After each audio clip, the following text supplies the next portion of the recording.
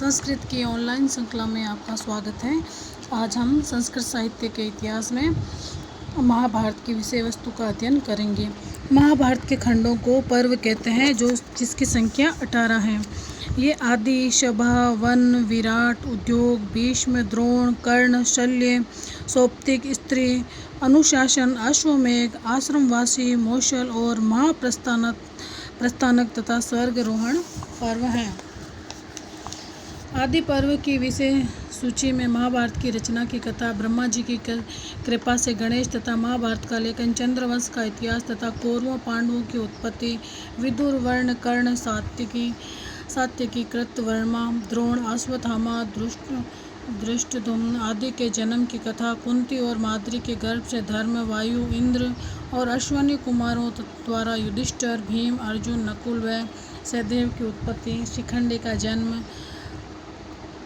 कथा आदि है। सभा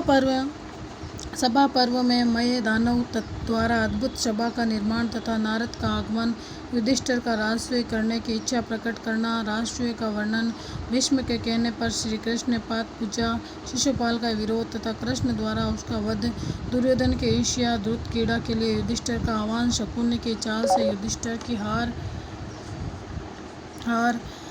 राज्य व भाइयों व द्रौपदी को हार जाना, दुशासन द्वारा द्रौपदी का चीरहरण, युधिष्ठिर का वन गमन आदि। वन पर्व में पांडवों का काम्यक वन में प्रवेश तथा विदुर और श्री कृष्ण का आगमन, व्यास जी के आदेश से पांडवों का इंद्रकील पर्वत पर जाकर इंद्र का दर्शन करना, अर्जुन की तपस्या तथा शिवजी से पाशुपतास्त्र की प्राप्ति, उर्वशी का अर्जुन पर आसक्त होना, अर्जुन द्वारा तिरस्कार तथा उर्वशी द्वारा उसका शापित होना, नल दमयंती की कथा, परशुराम अगस्त्य पुत्र वृत्रव्रत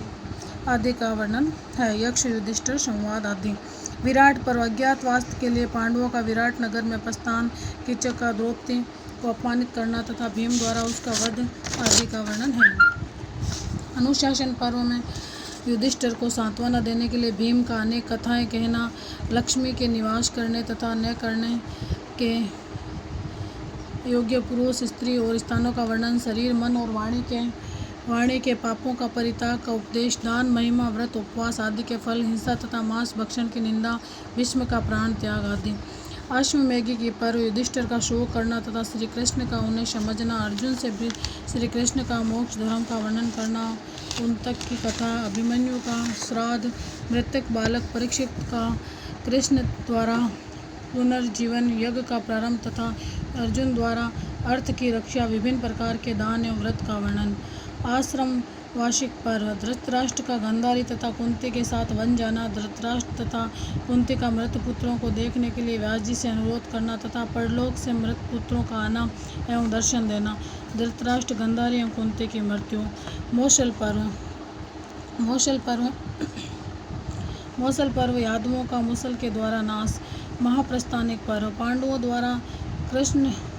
वृषनिवंशियों का श्राद्ध करके हिमालय की ओर प्रस्थान, युधिष्ठिर के अतिरिक्त सभी भाइयों का पतन, युधिष्ठिर का सदैह स्वर्ग में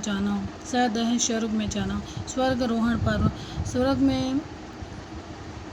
नारद तथा युधिष्ठिर में वार्तालाप, युधिष्ठिर का नरक देखना तथा भाइयों का क्रंदन सुनकर नरक में रहने का निश्चय करना, इंद्र तथा धर्म का युधिष्ठिर को समझना, युधिष्ठिर का दिव्य लोक में आना तथा अर्जुन, कृष्ण आदि से भेंट करना, महाभारत का उपसंहार और महात्म्य। इनके अतिरिक्त महाभारत में अनेक रोचक तथा शिक्षाप्रद उपाख्यान भी हैं। इनमें ये अति प्रसिद्ध हैं: शकुंतलोपाख्यान, मत्स्योपाख्यान, रामोपाख्यान,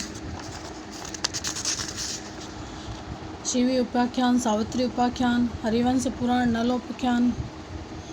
महाभारत के संस्करण और टीकाएं तथा अनुवाद आदि।